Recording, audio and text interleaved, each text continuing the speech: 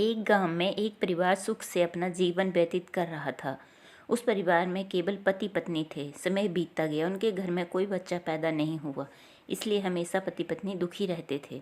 लेकिन कुछ समय बाद धीरे धीरे समय चक्र बदल गया। एक दिन उसकी माँ के पति को ऐसी बीमारी हो गई कि वह बिस्तर पर लेटने के बाद फिर से उठने की क्षमता खो बैठा। शायद उसे कैंसर था, इसलिए काफ़ी दुबला पतला एवं कमज़ोर हो गया था।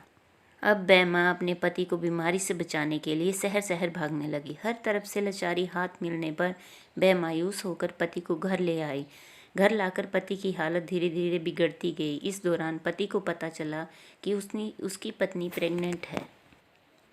जब उसने यह बात अपने पति को बताई तो पति ने कहा कि अब उसे मरने से पहले ये चिंता नहीं है कि उसके कोई संतान नहीं है। अब यदि मैं मर भी जाऊं तो ये बच्चा जन्म लेगा और आपके जीवन का सहारा बनेगा और आपके बुढ़ापे की छड़ी बन जाएगा। तुम अपना जीवन बच्चे के साथ व्यतीत करना। और ये सब कहकर पति ने अपने प्राण त्याग दिए। पत्नी ने पति का अंतिम संस्कार किया, लेकिन उसके मन में बहुत दुख था। लेकिन ये कहकर उसने अपने मन को आश्वस्त कर लिया कि उसके पति का प्यार, उसके गर्भ में एक छोटा बच्चा एक दिन इस दुनिया में जन्म लेगा और वह मेरे बुढ़ापे का सहारा बनेगा। अब धीरे धीरे समय बीतता गया और बच्चे के जन्म का समय आ गया। तब उस माँ ने एक पुत्र को जन्म दिया। माँ अब पूरी तरह से उन पर निर्भर थी और बच्चे का पालन पोषण करती रही। धीरे धीरे अब उनका बेटा 5 साल का हो गया, इसलिए माँ ने अपने बेटे को एक स्कूल में पढ़ने के लिए भेज दिया।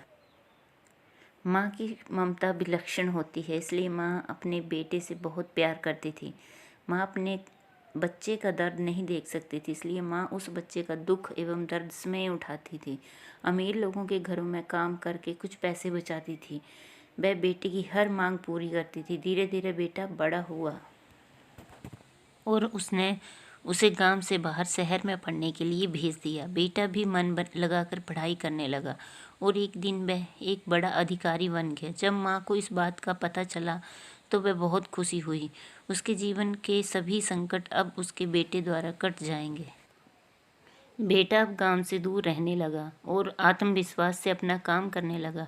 अब उसकी माँ गांव में अकेली रह गई। धीरे धीरे समय बीतता गया। नौकरी को अधिक समय देने के कारण बेटे का अपनी माँ के प्रति लगाव भी कम होता गया और वह अपनी माँ को लगभग भूल चुका था। उसे वहाँ एक लड़की से प्यार हो गया। जब उसने लड़की को अपनी माँ के बारे में बताया तो लड़की ने कहा कि अगर वह ये सब अपनी माँ को बताएगा तो वह हमारी शादी के लिए कभी तैयार नहीं होगी। इसलिए उसने बिना अपनी माँ को बताए शादी कर ली और लड़की ने अपने माता पिता के साथ मिलकर शादी कर ली। अब वह बेटा अपनी पत्नी के प्यार में इतना फंस गया कि वह अपनी माँ के सारे कष्ट भूल गया।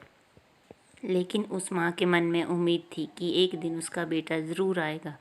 उधर बेटा पत्नी के प्यार में फंसकर माँ को पूरी तरह से भूल चुका था। यहाँ धीरे धीरे माँ भी इतनी बूढ़ी हो गई कि माँ को चलने फिरने में परेशानी होने लगी। फिर एक दिन उसने गांव के लोगों को बुलाकर एक पत्र लिखा और उसे अपनी अलमारी में सुरक्षित स्थान पर रख दिया और गांव के लोगों को कहा कि जब मेरा बेटा आए तो उसे ये पत्र दे देना। और बूढ़ी माँ एक दिन अपने बेटे की याद में गुजर गई।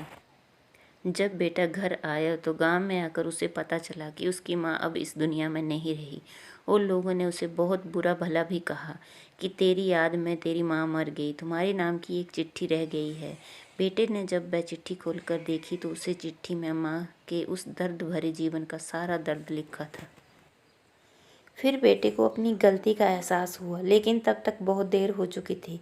हम कितने भी बड़े अधिकारी क्यों न बन जाए, हमें अपने माता पिता कभी भी दूर नहीं करना चाहिए, क्योंकि माता पिता के बिना हमारा कोई अस्तित्व नहीं है। धन्यवाद।